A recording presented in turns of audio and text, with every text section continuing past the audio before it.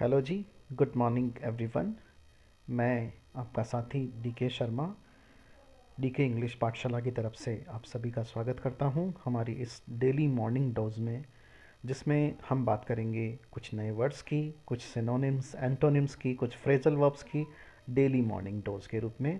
और हमारा विश्वास है कि आप अगर इन वीडियोस को लगातार फॉलो करेंगे तो आपकी जो लैंग्वेज है वो बहुत ही अच्छी हो जाएगी और आपकी इंग्लिश बहुत अच्छे से इम्प्रूव हो जाएगी। चलिए अगले स्लाइड पे चलते हैं। जो हमारी अगली स्लाइड है, इसके हम 2 एपिसोड्स पहले ही अपलोड कर चुके हैं। उनके लिंक भी आपको इस वीडियो के डिस्क्रिप्शन में मिल जाएंगे। तो आज का पहला वर्ड है, देखिए इसको कैसे प्रोनाउंस करते हैं। इसको हम बोलते हैं वोरेशियस। वोरेशियस, VORA, इसको बोला जाता है वोरे, और CIOUS, CS, वोरेशियस। अब इसके सिनोनिम्स की बात करते हैं। सिनोनिम्स क्या होते हैं? इसके जैसे समान मीनिंग वाले शब्द तो कौन कौन से हैं? देखो, पहला ईगर। ईगर का मतलब होता है उत्सुक। एगोग, एगोग का मतलब भी उत्सुक होता है। क्रेजी, क्रेजी का मतलब पागल। कीन, कीन का मतलब जो बहुत अच्छी डिज़ायर रखता हो, बहुत गहरी डिज़ायर रखता हो किसी चीज़ की। आर्डेंट भी उसी को कहते हैं, और रेवेनस भी उसी को कहते हैं। तो ये सब वोरेशियस के सिनोनिम होते हैं। तो वोरेशियस का मतलब गहरी इच्छा रखने वाला, जिसकी स्ट्रॉन्ग डिज़ायर हो। जैसे for example, he is a voracious reader, यानी वो गहरी इच्छा रखने वाला रीडर है। यानी उसकी रीडर के, उसकी जो रीडिंग के लिए जो उसकी इच्छा है वो बहुत स्ट्रॉन्ग है। जैसे he is a voracious cricket player, तो यानी उसकी क्रिकेट खेलने की जो इच्छा है वो बहुत स्ट्रॉन्ग है। वो बहुत ज़्यादा ईगर है, वो बहुत ज़्यादा एगोग है, क्रेज़ी है, कीन है, आर्डेंट है, या आप उसको रेवेनस भी कह लीजिए। चलिए उसके एंटोनिम की तो बात करते हैं। एंटोनिम का मतलब होता है अपोजिट वर्ड्स। अपोजिट वर्ड्स जो ईगर नहीं है, अनईगर। इनडिफरेंट, इनडिफरेंट कहते हैं उदासीन को, जिसको कोई लेना देना नहीं है इन चीज़ों से, उसको हम इनडिफरेंट कहते हैं। और अनएंथुसियास्टिक, यानी जिसको कोई एंथुसियाज्म नहीं है, किसको उसको किसी प्रकार का कोई भी जोश या उत्साह नहीं है, उसे हम बोलते हैं अनएंथुसियास्टिक। तो ये सब वोरेशियस के क्या हैं? एंटोनिम्स हैं, अपोजिट हैं। और इससे पहले हमने सिनोनिम्स पढ़े थे। चलिए दूसरा वर्ड पढ़ते हैं। दूसरा वर्ड क्या है इसके बाद में? ये देखिए, ये है टर्स। TERSE, टर्स। टर्स का मतलब होता है छोटा। Brief, short, compact, concise, crisp और लैकोनिक, ये हैं इसके सिनोनिम्स। यानी इनके भी वही अर्थ निकलते हैं जो टर्स का मीनिंग होता है। जैसे you have to keep your presentation terse, तो इसका मतलब क्या है कि आपको अपना प्रेजेंटेशन क्या रखना है? छोटा रखना है, कम जिसे बोलते हैं एलाबोरेशन का रखना है, कॉम्पैक्ट रखना है, कंसाइज रखना है, क्रिस्प रखना है, या लैकोनिक रखना है। ये सभी वर्ड्स, इनका भी वही मीनिंग निकलता है जो किसका निकलता है? टर्स का। अब हम इसके एंटोनिम्स की बात करें तो एंटोनिम्स में देखो, जो छोटा है उसका अपोजिट क्या होगा? लंबा, जिसमें बहुत सारे वर्ड्स। तो ये अधिकतर डॉक्यूमेंट के या प्रेजेंटेशन के रेफरेंस में यूज़ किया जाता है टर्स। तो वर्डी, वर्डी का मतलब जिसमें बहुत सारे शब्द भरे हुए हों।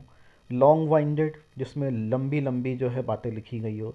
और ये है सर्किटस। सर्किटस का मतलब जिसमें बहुत सारी उलझी उलझे से रास्ते हों, उलझी उलझी चीज़ें लिखी हुई हैं। वर्बोस भी वही होता है। तो इसका मतलब क्या हुआ कि ये सब टर्स के अपोजिट हैं।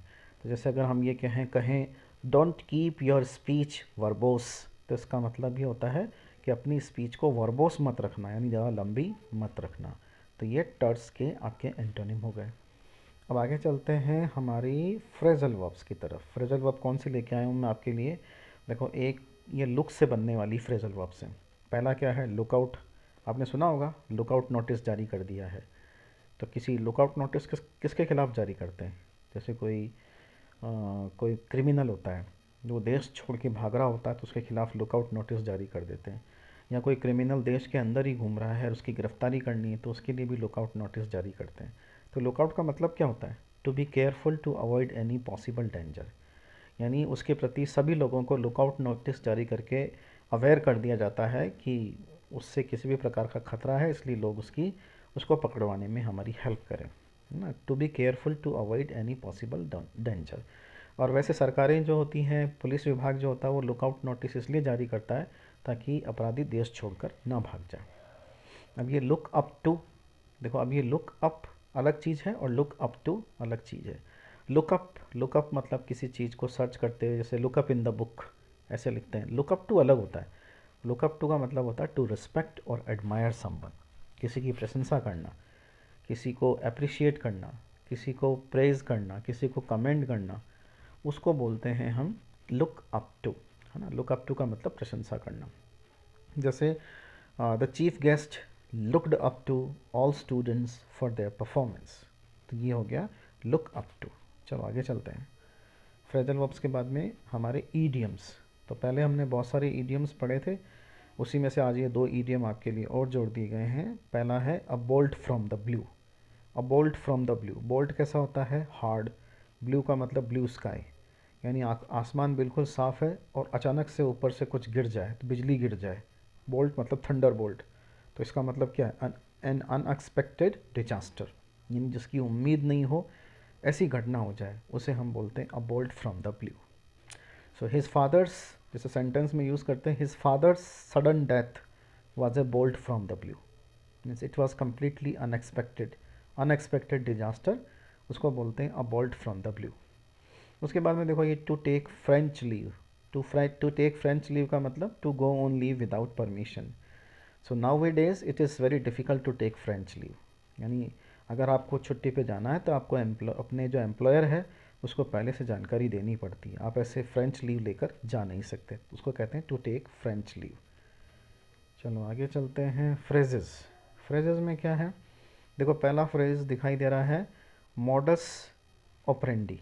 मॉडस ऑपरेंडी, ये जो पुलिस वाले होते हैं, सीआईडी विभाग वाले होते हैं, ये इसका ज़्यादा यूज़ करते हैं।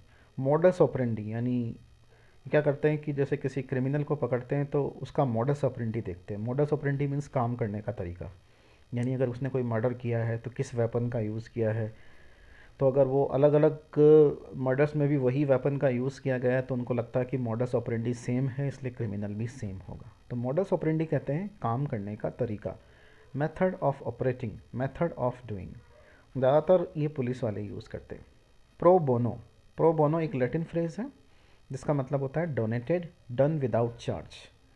जैसे the school was given, the school was provided, the school was provided white boards pro bono.